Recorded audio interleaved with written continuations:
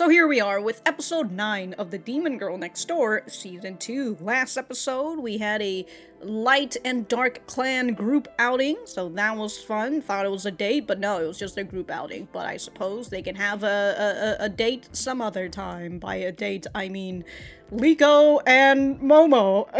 If you guys like the video, like the video. If you dislike it, dislike it. I do have my full length up on Patreon and early access to non-seasonal and some seasonal shows on the YouTube memberships. Other than that, let us get started. Oh, the last time? Alright. Alright, let's see what your super move is. Is that the backflip? Oh, fortune telling. Oh, it's a fortune teller! Should have known. This is like code reading. This is the most code reading.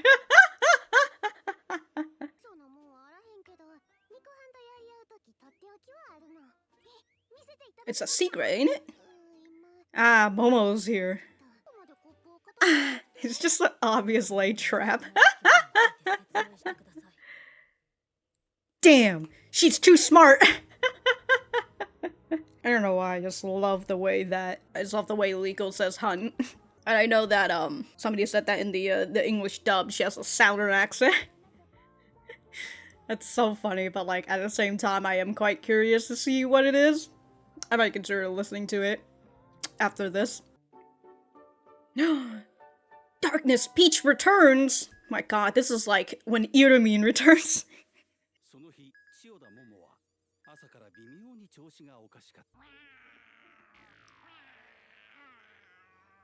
Damn, even the cat is. Damn, that's bad luck right there. Damn, dude, when you say she returns, didn't realize she was gonna come immediately. I mean, is this after because she take the medicine? I just love, like, the lock and loaded sound. Lock and loading a fucking laser pistol. A formula should still be fresh in your mind. Wow. All the way to my room. Wow, congrats! Uh-oh. Oh, we can save that for later. Wow, not even the doggo's feeling chipper. You don't even want to bark. Uh-oh.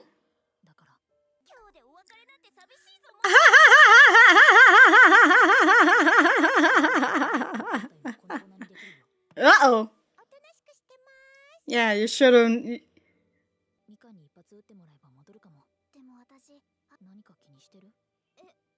I mean, you're getting fucking shot.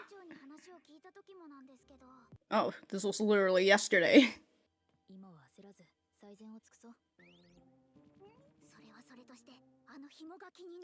Where is it holding? Oh. Her skirt? How? How's it holding her? How? How's it? How? Yes, probably 4, but like, honestly, it might just open up her scar at some point. Oh, there's on both sides. Okay, but like, how is it holding? It's just some really adverse way of like, she's wearing a thong.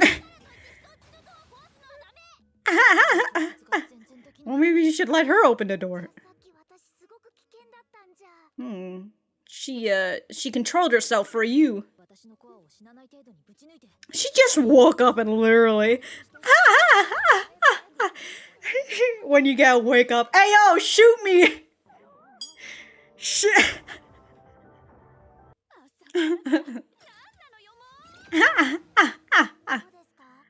No. Hey, she go...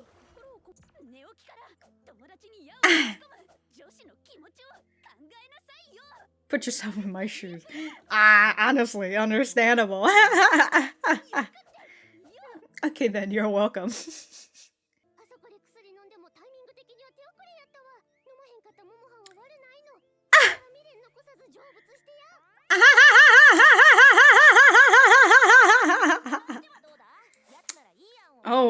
Ogura. Oh, she's up in the attic somewhere, is it?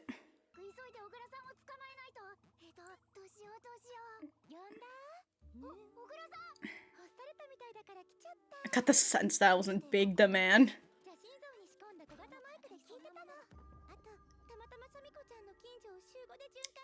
Just by coincidence? Alright. Well, whatever. Says the demon, alright. Negative feelings.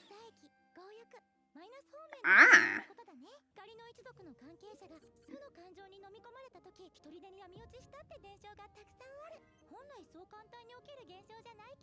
Doesn't that mean that she could have just turned into the dark by herself without even... She's been quite negative.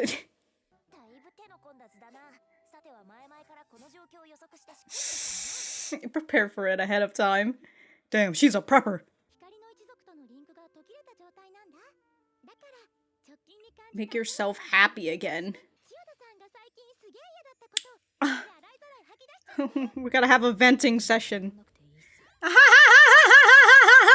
I'd rather die than go to therapy.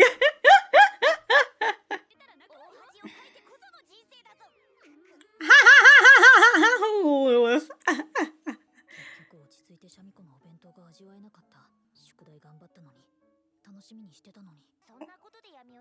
Well, we gotta go get her on a date.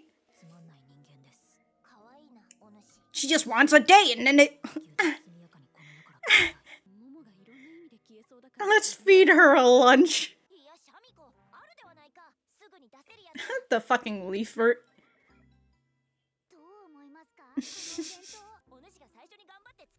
Might as well. You know, it really fits Momo with the way that she's feeling right now. Seems just like you. Ah. Oh, you have to feed her.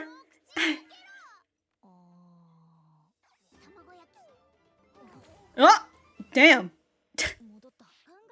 She just had one omelet. Let me take more data.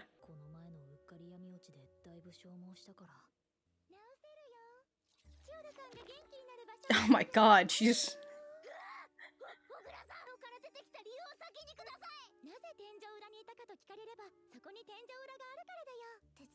What? Oh my god, she's like a fucking snake. How'd you get down previously? Oh my god.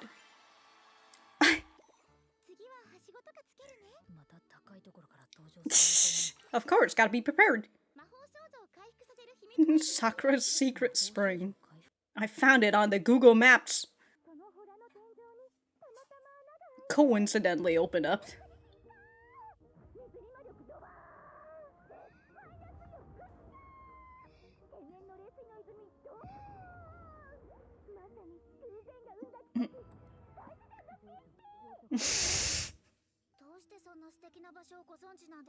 Googled, obviously. In the notes? Where? Ah, okay.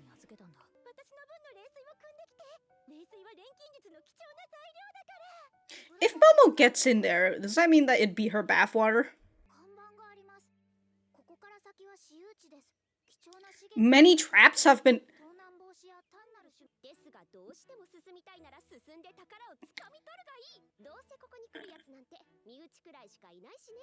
Wow. Damn. Sakura's just over here like, yeah, I booby-trapped this whole place. Well, we can have just a normal Haika. Comedically beat us up. Yes?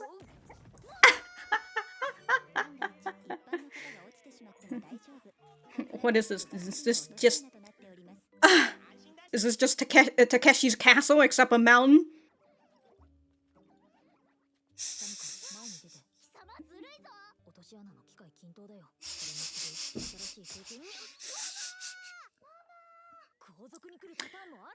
I was just thinking that, like, it's going to... it was just going to only hit Momo. Oh, yeah. It's so cute. It's so funny that, like, Yuko's crisis management form is a whole lot more peppy than Momo's darkness form. You've got a fork, don't you? Just fucking stab it! She just brings out a...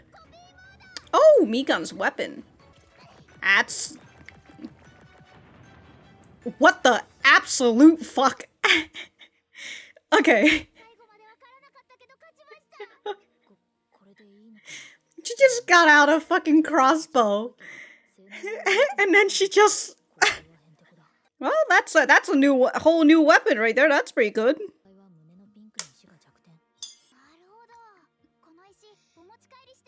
Sure, take it as a souvenir.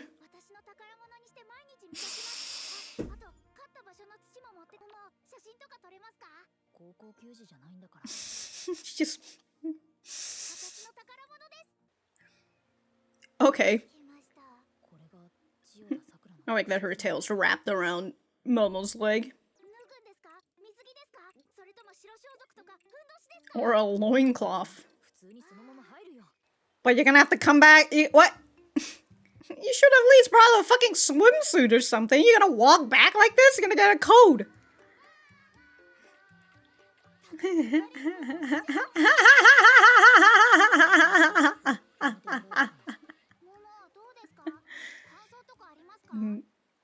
She's so excited.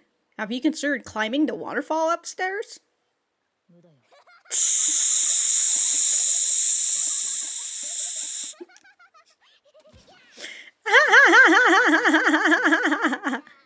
Well, that's the whole point about being friendly, don't you think?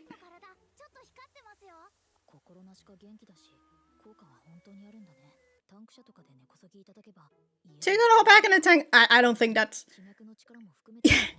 Yeah. Supposed to cleanse the wicked thoughts? No, it's supposed to just cleanse her ether body. Because there's a kitchen for me to use. It's my new necklace. It's so humongous. High quality pink gem. Oh my god, just stole her treasure. No! No! Come on, Yuko, you gotta stand. Oh my god. Oh my god, she just... Damn, she just grinded. Rip. Oh.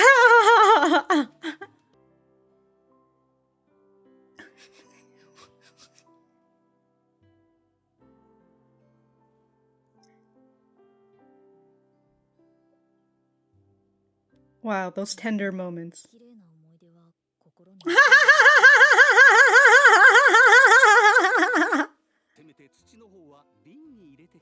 I suppose. No, she's just a fucking loiterer out here. It's not even loitering. She's squatting in your house. Doesn't she have a fucking home? Like, the shit, dog? If Yuko brought that shit back to you, well, I guess at least I know now why we see Ogura coming out from the ceiling of the ending. If Yuko had intended to bring it to Ogura as Ogura as a souvenir, she wouldn't have it put around her neck. She would have put it in her pocket at the very least. You know what, Yuko? What did we learn this episode? Don't fucking show anything to Ogura. She's a fucking squatter and a fucking... Oh, I can't say that actually, no, that's only one. But she will swipe things from you. Alright, well, I'm going to write in my notes, and we will be right back to the center.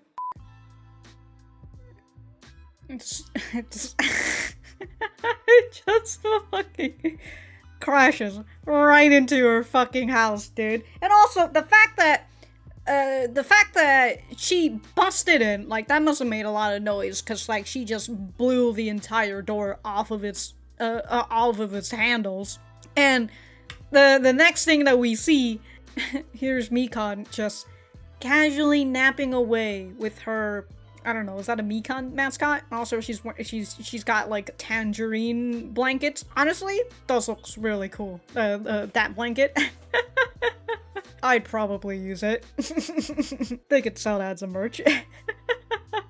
But I love that Mikan's just out here napping away, you know, cuddling her little stuffed toy and everything. Very cute. And then she just gets waken up. Wait, is that thing eyes actually open?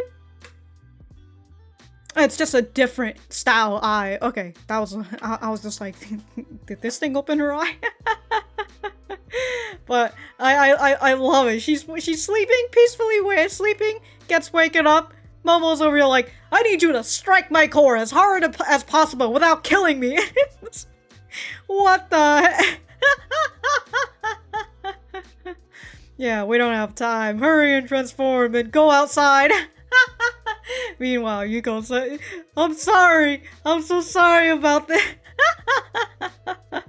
Fun times, dude. Fun times. Such a tsundere response right there. Look at you. There's no way to wake me up. Trying to get me to shoot you right after I wake up and shit. And Mika, sorry, Momo's just like, yeah, I'm sorry about that. He was like, wow, good. She's like, you're welcome. She seems, well, I guess we say thank you, you know? Okay then, you're welcome. What a tsundere response. I love it. You sound down in the dumps. Don't worry, it would have been too late even if you had taken my medicine the other day. It's not your fault for refusing it. You're good, so just pass into the afterlife without any regret. You know, just fucking die or something. That reminds me, I was looking at this and I was just like, you know, the little beeping, and I was just like, is that like a sensor for Ogura or something? And then she appears. She's like, I got a sense I was in big demand, so here I am. Because I was listening on a tiny mic that I installed in your demon god statue. Well, it was like, I had no idea she put that inside me. Does that mean that she fucking opened you up? Right? Because like, if she says that she put it inside of you, or installed in your demon god statue, she must have opened you up, Lilith. Maybe Lilith was just out, you know, she was conked out at the time. I've been patrolling through your neighborhood for 5 days a week, just by coincidence. When Shirosawa said that his previous job, or his power or whatever, right, his special move, is that he was a fortune teller, and he used to tell fortunes to people with like higher ups and stuff, you know, or advises them on what to do. I was thinking, I'm just like, damn, and here I thought I've escaped the fortune tellers in these Yuri/Yuri bait anime. But they always come back when I'm least expected of them. God damn it. But Shirosawa mentions Baizi somewhere, I don't know how to pronounce that one correctly. That kind of makes me think more about like Lico, right? And how like she probably originates from, I mean, even from like the way that they say that her type of fox is kind of like she originates back in China. And so Shirosawa, I mean, just from the look of this, you know, it really does look like an older, like the older style of like not Japan, but China. Could still be Japan, but who knows? I don't really think Japan, despite them, you know, almost all Asian cultures are influenced by China, because China's very big and they have a very rich history and all that. But this, you know, even if Japan is inspired by China and all that, their clothing style, I feel, is very unique, kind of like with Korea's is older style clothes. So from the look, I mean, and again, he mentions Baizi and all that. Baizi. Anyways, so I was thinking about that, and I'm just like, oh, you know, if Shirosawa and Lico have both of like the same origin, I could kind of see why the both of them get along with each other a whole lot more than when Lico was traveling all around the world and like getting chased out by the people, by like the owners, you know, the people that she was working for or whatever, or Or if that wasn't the case, then she would get chased out by the magical girls when they find her and such. So I thought that potentially could be an interesting tidbit. So I like that. Alright, so that was episode 9 of The Demon Girl Next Door. Let me know what you guys think about it in the comments down below. You know that I always like talking to you guys. For me, I thought that this was a pretty nice episode. We got to see the dark transformation of the dark form of Momo again, so that was that was nice, very fun. Didn't take that long, you know. I was joking about Udomine. To which, you know what? If it was a case of Udomine, you would have not seen Momo's dark form for like another 10 volumes or something. And then there would just be comments of, hey, when are we ever gonna see Momo's dark form again? Constantly. This is the 3rd episode where I'm talking about Iruma. But as the title says, Momo turns back to the dark side, and from what we see, her magic is being used at max power, right? She can't control it, and because of that, she could lose her ether body. She could just be turned into just a core. And I thought it was pretty funny when she says like, oh, I can't precisely control my power, right? Everything is just going to be me at max power. And yet when Yuko's curiosity got the best of her and she just goes in and tried to unstring this, like, is this just a weird form of her trying to pants Momo? To which, like, going back to this, if the question is that if her skirt falls down, if her panties fall down, or both her skirt and panties fall down, what were you going to do if you fucking, if you managed to, you know, pull the string and that happens? Like, dude, her fucking intrusive thoughts really got, it really fucking got her. Yeah, she does this, and Momo just puts her right into a hold. I thought that was very fun because, as Momo says, she couldn't really control her power all that much, and Yuko's like, whoa, does that mean that when you fucking put me in this hold, you could have just destroyed me? But she didn't. She somehow managed to control her power when it comes to Yuko, so I thought that was a very nice detail. So Ogura comes into the scene, because she knows that people needed her, and by knowing, she just has a microphone that she stuffed into the ancestor statue, which, although, you know, talk about no fucking privacy. Not only is she a fucking squatter, she's also fucking listening into your fucking conversation. Like, how long has she been fucking listening to the conversation? Has it been since the day when they, when her club room fucking blew up? Has that been, because, like, Yuko and Momo has gone through a good amount then. You know what? If I think more about that, I'm gonna I'm gonna fucking implode. Anyways, Ogura explains that there have been occasions when magical girls turn to the dark side because they get overwhelmed by negative emotions or negative feelings. I was thinking about how, like, you know, Momo has always been rather negative, so like it's a surprise that she hasn't turned to the dark side. But then again, she probably would have done it earlier. I mean, we've had talks where Lilith is just like, yeah, you know, Momo really has really adapted to the dark side pretty easily. I mean, just the way that she is. She pretty much will be a fucking good villain. If she ever fucking feels like it. But the reason why Momo hadn't really turned to the dark side on her own is because she had a good grip on the Light Clan, right? Her core wasn't as delicate as it is now, and as Ogura says, as it stands, your core has slipped and switched to the Dark class, which broke your link with the Dark Clan. And because of that, she is now much more fated. She's much more tempted to move on over to the dark side if she ever gets any, or she gets overwhelmed by negative thoughts. And the only way for Momo to turn back to the light side, to turn back to her magical girl side, is to talk about her feelings. And Momo's just over here like, yeah, I'd rather fucking die than just talk about my feelings.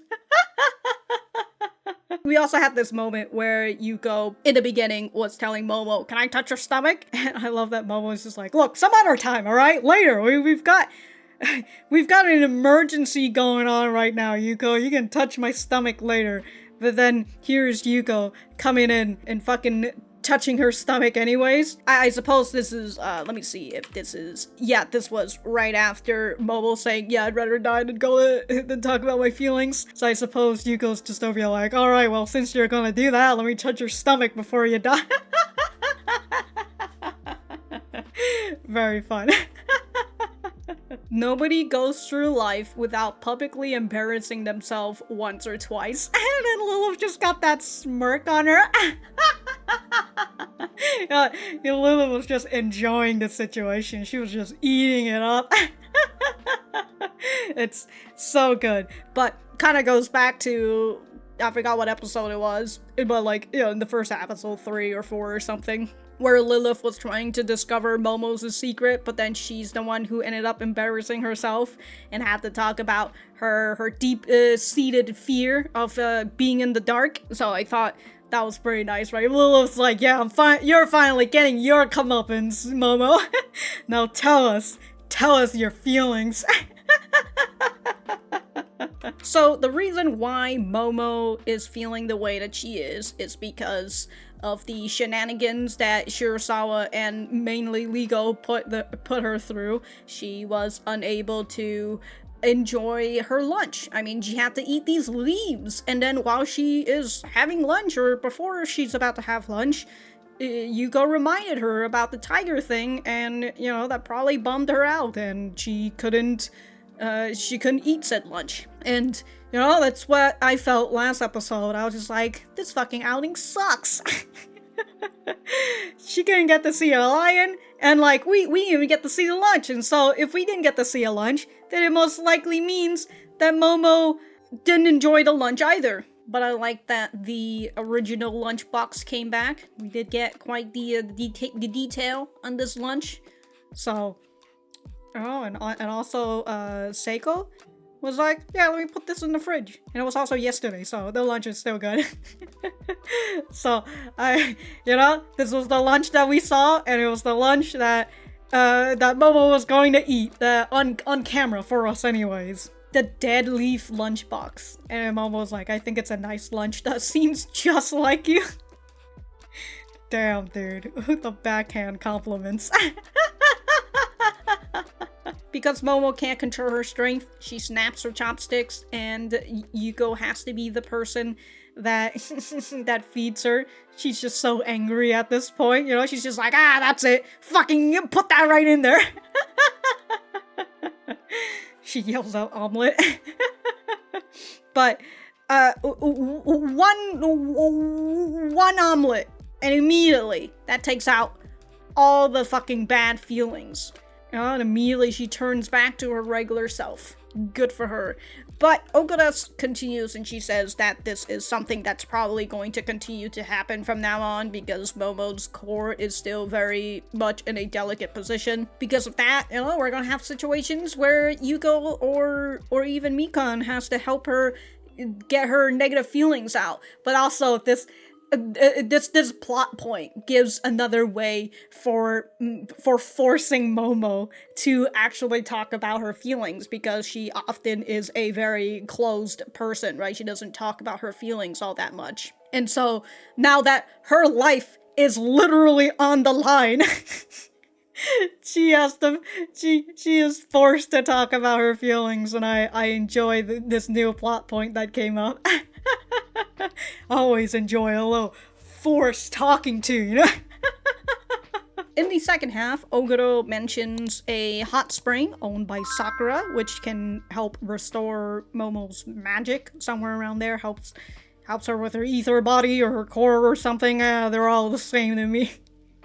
But it can help her because she's a little wiped out by the dark mode, because when she was in that dark form, she had been exuding that maximum power. So she's a little low in magic right now. So here's Ogura suggesting this hot spring, Sakura Chiyoda's hot spring, And we learn that Momo has given Sakura's notes, so then Ogura has been sifting through her notes, and that's how she figured out that that there's this hot spring on this freaking mountain. And then we've got this spot that was early in season 1-2, if I remember correctly. This was when Yuko fell asleep on the train, and then this was the last stop, you know, and then she goes, don't think you've won, magical girl, or whatever. So, I like that they brought us back to here, right? And Yuko mentions it as well. So, like, this whole area of the mountain is blocked off by Sakura. How much money does Sakura have? Because they also mentioned that when Sakura blew up the building, Mikan's factory or whatever, she bought this area too. To which, again, how much money does she have other than now that she blew up that building? You know, the market price isn't really that high anymore. You know, maybe she got some little friend favor and whatever. But again, she got an entire mountain blocked off? But also, she's just like, yeah, lol, I got this whole place booby-trapped.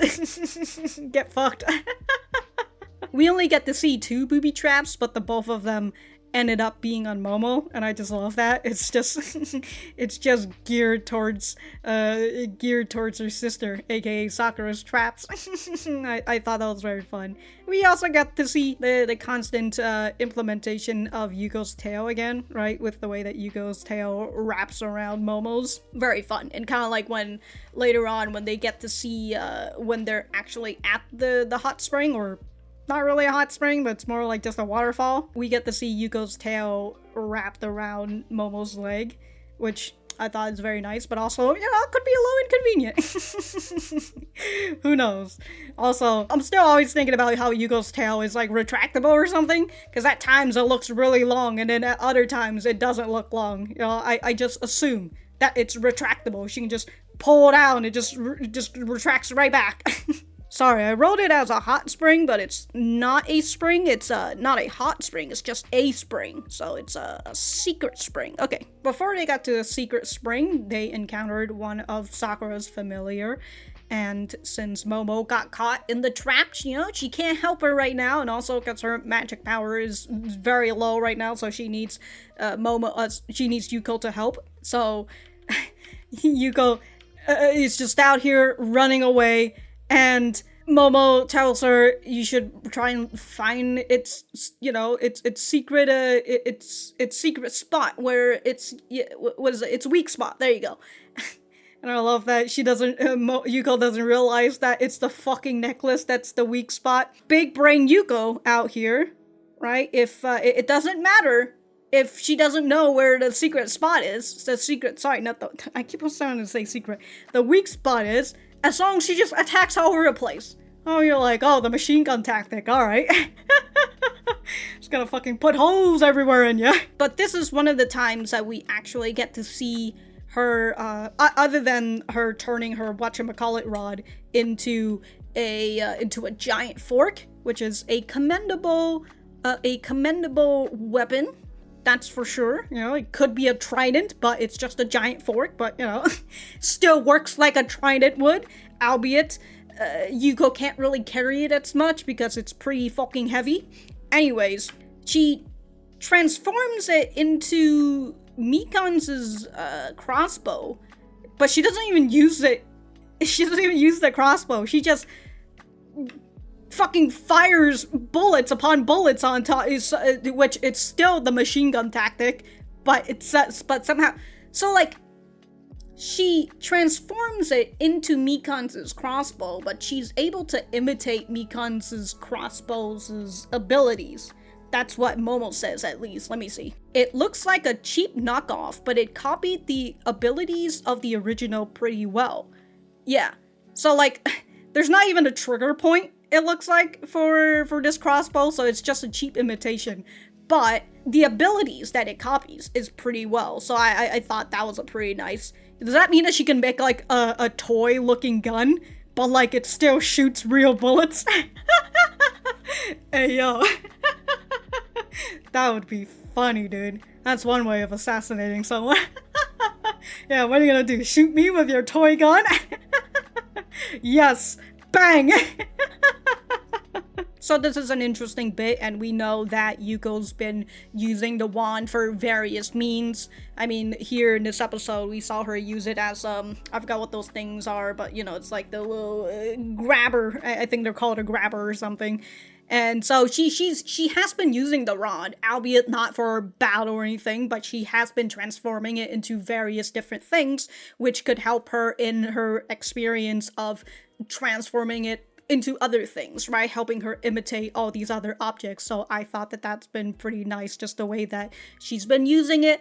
Not for, you know, it's like, it's like the Miyagi tactic, you know, wax on, wax off and all that. She's been using it for regular means, and it's going to help her in battle, I suppose.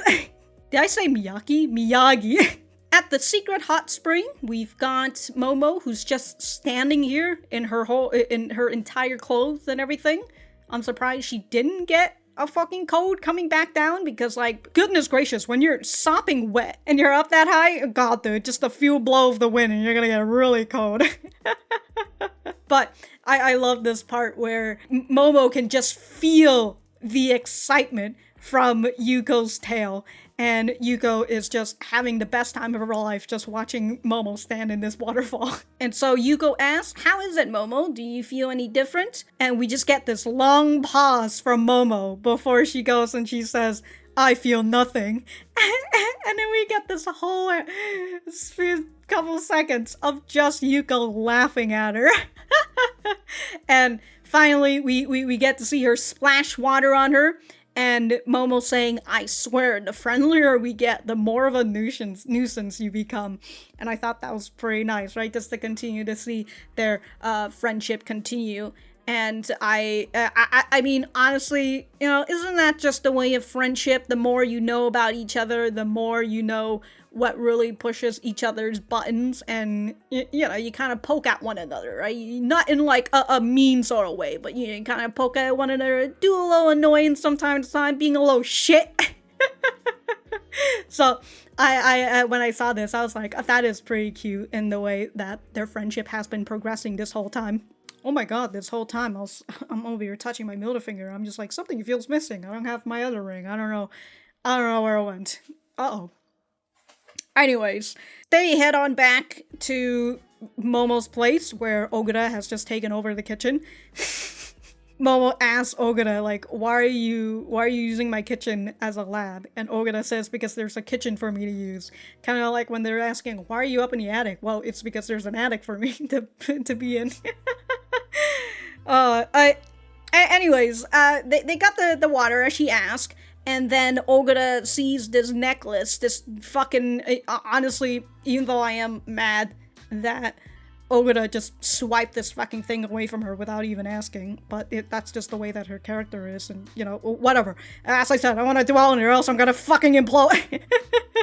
But, despite me not liking the fact that she swiped it away from her, you know, could at least ask, or that despite that, you know, Momo would just say no, but that gem is way too freaking big for Yuko, alright? Maybe if Yuko's a little, you know, a little buffer or some shit, you know, she's got broader shoulders or whatever, it would look a little bit better, but man, that thing is humongous. So, it's a good thing Ogura took it right off of her. And turn it into something that's going to be better, aka an elixir that could help Momo increase her strength and whatever. R.I.P. that gem, though.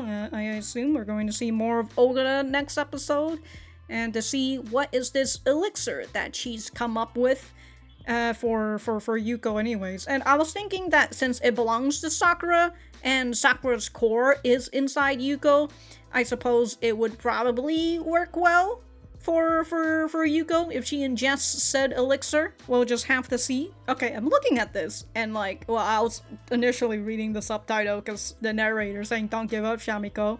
At the very least, display the dirt you got by putting it in a nice glass jar." when you devolve from a nice pink gem to just dirt in a glass jar. Very fun. But I was looking at this picture and I was just like, man, this outfit right here, when you're looking at it from this angle, holy shit, what the heck? Oh my god. Hopefully you're not sharing that on the internet, right, Yuko? Also, I never really noticed this this thing that's on her, I suppose that's her belt, right? And this is where I would assume maybe like a buckler of sort is.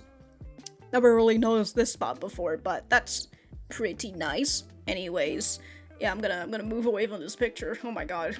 We do have Momo trying to comfort Yuko, after Yuko's treasure just got swiped and turned into elixir, or just got grinded into powder at this point. You know, we have like this tender moment with like the music and everything, and just showcasing us. Yeah, you know, remember the times when Yuko got this treasure? Man, good times, am I right? And Momo putting her hand on Yuko's shoulder and being like, at least you've still got your memories, right?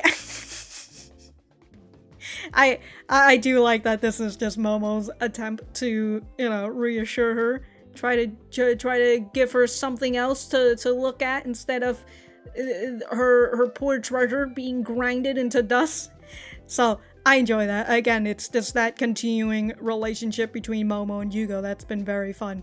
So I very much enjoy that. Again, I thought this episode was pretty nice. I like this new plot point that we have, and I'm not sure if we will see more of it in like the next 3 episodes, but I assume it's a plot point, so I assume it will be something that will continuously come back until either Momo fully turns into the dark side, or she finally balances her chi, as Lico would say. Well, we'll just have to see if it happens in the next 3 episodes. If not, I assume it's gonna continue in the manga. I've just repeated myself. But anyways, if I have anything else to say, I will write it in the description down below. Thank you guys for sticking around, and I will see you guys in the next episode.